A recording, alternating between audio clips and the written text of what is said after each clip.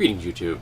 A UK evangelical group has kicked out one of its members, a church run by one Steve Chalk. I believe it's Chalk, C-H-A-L-K-E. Could be Chalk, I'm not positive. And the reason they're kicking this organization out of their greater, entity is that they are not sufficiently bigoted against the gay community. Mr. Chalk, or Chalk, whatever it is, has said that monogamous same-sex relationships are not unethical or immoral and should be allowed within the church.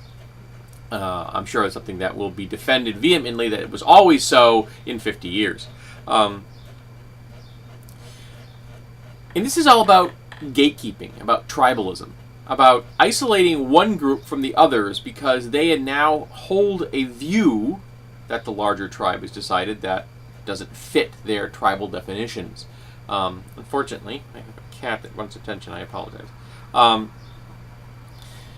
And this kind of gatekeeping is never healthy, whether it's in an evangelical group of Christians or a religious group in general, or whether it's political or along ethnicity lines, or heck, even about editions of Dungeons and Dragons.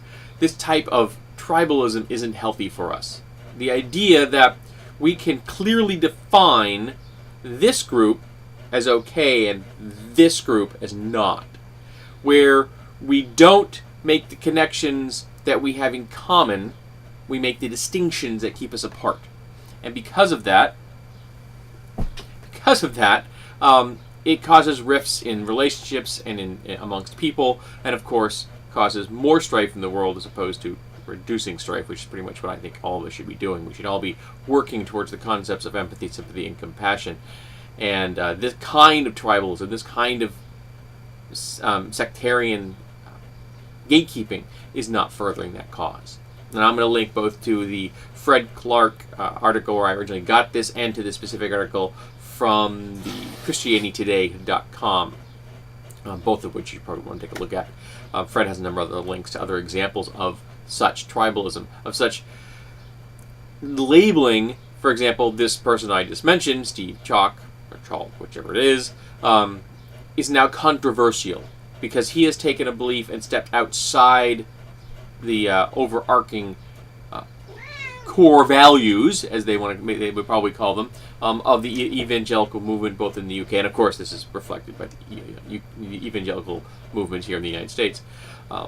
Whereas if you stay within their tribal structure, even if you do things which are absolutely and utterly immoral or unethical, they will not kick you out. They will not label you controversial, so long as you adhere to the same guidelines that they feel you should be adhering to when it comes to certain specific things. So as long as you're anti-gay and you're all about making sure that the evangelicals have more rights and religious rights than other organizations, and if you're all about making sure that the patriarchal structure is nice and strong, that men are in charge, that women have no say, those kind of things, you can get away with a whole lot of unethical behavior.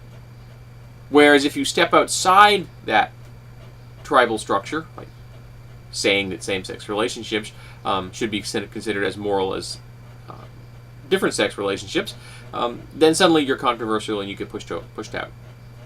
Even though this man is being legitimately more ethical and more moral, he has stepped outside the tribe's code. And that kind of very clearly defined us-them is not healthy. So I'd like to ask folks out there, can you show me examples in your day-to-day life where this type of tribalism, whether it be on sectarian or secular lines, has been witnessed by you? Can you show me examples of where you have seen this kind of casting out, this kind of labeling of those people are controversial because, and then there's always some twisted logic to the whole because part, isn't there? So I'd like to open a conversation about controversy, about tribalism, and about the gatekeepers that keep the tribes safe from outside interference. Because when someone wants to keep you outside of an organization, you really have to ask yourself, what are they trying to prevent? What are they trying to preserve? And very rarely are they trying to preserve good things.